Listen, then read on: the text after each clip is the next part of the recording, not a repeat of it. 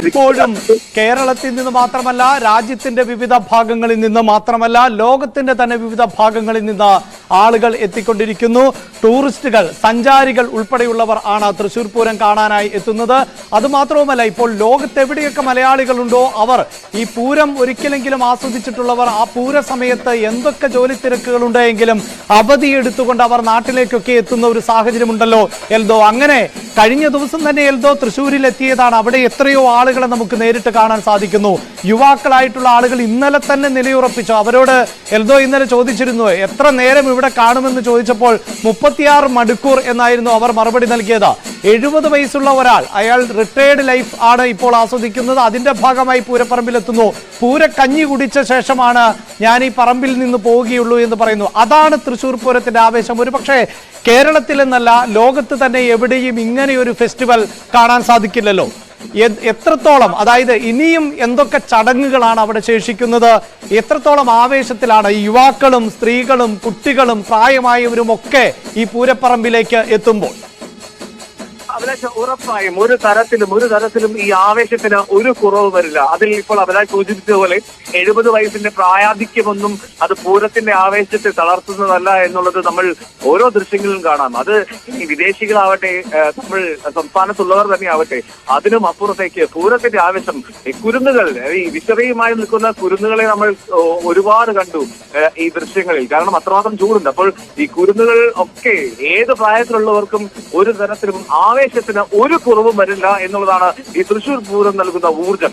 ഒരു ഊർജത്തിന്റെ കാര്യത്തിൽ ഒരു ആറ്റം ബോംബിന്റെ അല്ലെങ്കിൽ ഒരു വിസ്ഫോടനം നടത്താൻ കഴിയുന്ന പരമാവധി ശേഷിയുള്ള ആയുധത്തിനും അപ്പുറത്താണ് ഈ ജനങ്ങൾ ഒത്തൊരുമിച്ച് ചേർന്ന് നിൽക്കുമ്പോഴുള്ള ആവേശം എന്നുള്ളതാണ് പറഞ്ഞു വെക്കേണ്ടത്. തൃശ്ശൂരിൽ പൂരാവേശം എന്ന് നമ്മൾ പറഞ്ഞു പോകുമ്പോൾ അതിന്റെ ആവേശം അത് നേരിൽ കാണണം, നേരിട്ട് അനുഭവിക്കണം, പൂരം അനുഭവിക്കുക എന്നുള്ളതാണ് ഏറ്റവും പ്രധാനപ്പെട്ട കാര്യം അഭിലാഷ്. അപ്പം ഈ പ്രധാനപ്പെട്ട ചടങ്ങുകൾക്കൊക്കെ ഈ ആയിരക്കണക്കിന്, 10,000-കണക്കിന്, ഈ ലക്ഷക്കണക്കിന് ആളുകൾ ഒരു പൂഴി എറിഞ്ഞാൽ താഴേക്ക് വീഴില്ല എന്ന് നമ്മൾ ഈ ആശ്ചര്യപ്പെടുത്തും വിധം സംസാരിക്കുമെങ്കിലും അത് അക്ഷരാർത്ഥത്തിൽ ശരിയാണ് എന്ന് തോന്നിപ്പിക്കുന്ന, അല്ലെങ്കിൽ അക്ഷരാർത്ഥത്തിൽ ശരിയാണെന്ന് നമുക്ക് ബോധ്യപ്പെടുത്തുന്ന ഒരിടമാണ് തൃശ്ശൂരിലെ ആ പൂരനഗരി. തേക്കിൻകാട് മൈതാനത്തിൽ എവിടെ നിന്ന് ഒരു പൂഴി മണ്ണെറിഞ്ഞാലും അത് താഴെ വീഴുമോ, നിലത്ത് വീഴുമോ, തലയിൽ വീഴുമെന്നല്ലാതെ അത്തരമൊരു സാഹചര്യം നമുക്ക് കാണാൻ കഴിയും. ഇനി അത് ഇലഞ്ഞിത്തറ മേളവും കുടമാറ്റവും ഒക്കെ എത്തുമ്പോൾ അതിന്റെ ആവേശം അത് കൂടും. ജനങ്ങളുടെ സാഹചര്യവും ജനങ്ങളുടെ ഒരുമയും കൂടും. ഒന്ന് നിന്ന് തിരിയാൻ കഴിയില്ല. പൂരത്തിന്റെ ഏറ്റവും പ്രധാനപ്പെട്ട ചടങ്ങുകളിലൊന്നായിട്ടുള്ള കുടമാറ്റം വരുമ്പോൾ രണ്ട് പാറമേക്കാവിന്റെയും തിരുവമ്പാടിയുടെയും ഭഗവതിമാർ മുഖാമുഖം എത്തി 15 ഗജവീരന്മാരുടെ മുന്നിൽ നിന്ന് കുടകൾ ഓരോ തെറ്റായി മാറി മാറി കുടമാറ്റം നടത്തുമ്പോൾ ഒരു തരത്തിലും ഒന്ന് തിരിയാൻ അവിടെ നിൽക്കുന്ന കാണികൾക്ക് കഴിയില്ല. അത്രമാത്രം ചേർന്ന് നിന്നാൽ മാത്രമേ ആ കുടമാറ്റം ആസ്വദിക്കാൻ കഴിയുള്ളൂ. അവിടെ ഒരു തിക്കിലും തിരക്കും ഉണ്ടാവാത്ത രീതിയിൽ അത്രമാത്രം ഒരുങ്ങിയോടി നിൽക്കുന്ന പൂരപ്രേമികളെയാണ് നമ്മൾ വർഷങ്ങളായി കാണുന്നത്. ആ പൂരപ്രേമത്തിന്റെ ഒരു ഏറ്റവും ഉദാത്തമായ ഉദാഹരണവുമാണ് കുടമാറ്റ സമയത്തെ പ്രധാനപ്പെട്ട കാര്യം. എന്താണെങ്കിലും ഈ അഭിലാഷ് ചോദിച്ചതുപോലെ ഈ പ്രധാനപ്പെട്ട ചടങ്ങുകൾ അത് ഈ തിരുവമ്പാടി ഭഗവതി തിടമ്പേറ്റി ബ്രഹ്മസമണത്തിലേക്ക് കൊണ്ടുപോകുന്നതാണ് ഏറ്റവും ആദ്യം. അത് പുറപ്പാട് എഴുന്നള്ളത്ത് എന്നുള്ളത്. അതിനുശേഷം മഠത്തിൽ നിന്ന് പഞ്ചവാദ്യത്തോടു കൂടി മഠത്തിൽ വരവ് എഴുന്നള്ളത്തുണ്ട്. ഈ മഠത്തിൽ വരവ് എഴുന്നള്ളത്ത് അത് ഏതാണ്ട് അല്പസമയത്തിനകം തന്നെ ഉണ്ടാകും. അതിനുശേഷം ഉച്ചയ്ക്കാണ് പാറമേക്കാവ് ക്ഷേത്രത്തിന്റെ പൂരപ്പുറപ്പാട് നടക്കുക. അതുകൊണ്ട് അതിനോടനുബന്ധിച്ച് 1 മണിക്കൂർ നീളുന്ന, 1 മണിക്കൂർ ദൈർഘ്യം വരുന്ന ചെമ്പട മേളമുണ്ട്. പിന്നീട് ഇലഞ്ഞിത്തറ മേളം നടക്കും.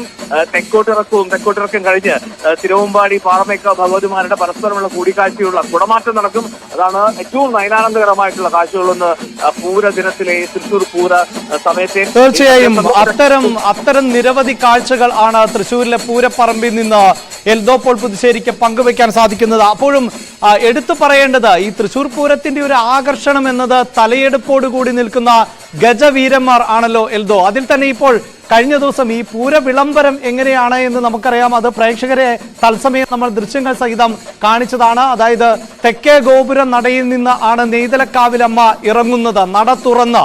അവിടെ എറണാകുളം ശിവകുമാർ ആയിരുന്നു തിടമ്പേറ്റിയത്. പക്ഷേ പൂരപ്രേമികളുടെ താരം എന്നത് തെച്ചിക്കോട്ടുകാവ് രാമചന്ദ്രൻ ആണല്ലോ. അവിടെ ഈ രാമനില്ലാത്ത ഒരു പൂരം എന്നത് ഈ രാമനുള്ള പൂരം ആസ്വദിച്ച എല്ലാവർക്കും അതൊരു വൈകാരികമായ തലമാണ്. ഒരുപക്ഷെ നമ്മുടെ സംസ്കാരത്തിന്റെയൊക്കെ ഭാഗമായി ഇപ്പോൾ ആനകളെ ദുരുപയോഗം ചെയ്യുന്നു, ആനകളെ ഇങ്ങനെയൊക്കെ പീഡിപ്പിക്കാമോ എന്ന് ചോദിക്കുമ്പോൾ ആനകളെ നെഞ്ചേറ്റി ഒരു ആനയെ കണ്ടാൽ, ഒരു മനുഷ്യനെ കണ്ടാൽ തിരിച്ചറിയുന്നത് പോലെ അത് ഏത് ആനയാണ് എന്ന് വളരെ കൃത്യമായി പറയുന്ന തൃശ്ശൂരുകാരുണ്ട്, മലയാളികളുണ്ട്.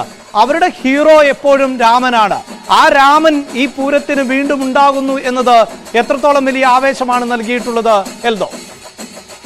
അഭിലാഷ്, ഈ തെച്ചിക്കോട്ടുകാവ് രാമചന്ദ്രൻ എന്ന, അല്ലെങ്കിൽ ഈ പൂരപ്രേമികൾ, ആനപ്രേമികൾ രാമ എന്ന് വിളിക്കുന്ന ആ രാമന്റെ കാഴ്ച അതൊരു വല്ലാത്ത അനുഭവം തന്നെയാണ്. രാമൻ എത്തിക്കഴിഞ്ഞാൽ ആ പൂരപ്പറമ്പ് ഇളകി മറയുന്നത് നമ്മൾ കണ്ടു. ഇന്നലെ രാമനെ ഞാൻ നേരത്തെ കണ്ടിട്ടുണ്ടെങ്കിൽ പോലും ഇന്നലെ പൂരപ്പറമ്പിൽ കണ്ടത് അതിന്റെ ഫിറ്റ്നസ് പരിശോധനയ്ക്കായി എത്തിയപ്പോഴായിരുന്നു. വെറ്റിനറി ഡോക്ടർമാരുടെ പരിശോധനയ്ക്കായി എത്തിയപ്പോൾ രാമന്റെ ലോറിയിലേറി വന്നു ആ പൂരപ്പറമ്പിൽ ഇറങ്ങിയതും അവിടെ ജനം ഇളകാൻ തുടങ്ങി.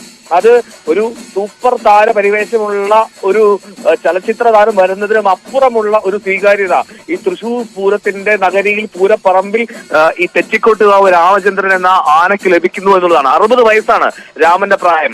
രാമന്റെ വലത് കണ്ണ് അത് കാഴ്ചയില്ല എന്നുള്ളത് എല്ലാവർക്കും അറിയാം. പക്ഷെ ആരും അത് സമ്മതിക്കില്ല, അല്ലെങ്കിൽ രാമൻ ഇഷ്ടപ്പെടുന്നവർ അത് പറയാൻ ആഗ്രഹിക്കില്ല എന്നുള്ളതാണ്. അത്രമാത്രം അവർ നെഞ്ചോട് ചേർക്കുന്ന ഒരു ആനയാണ് രാമൻ. അവർക്ക് ആന എന്നുള്ളതല്ല, തെച്ചിക്കോട്ടുകാവ് ഭഗവതിയുടെ അരുമ സന്താനമാണ് രാമൻ എന്ന് പറയും. തെച്ചിക്കോട്ടുകാവ് ക്ഷേത്രത്തിലെ അവിടുത്തെ ജനങ്ങളും സ്വദേശികളുമായിട്ടുള്ള ആളുകൾ.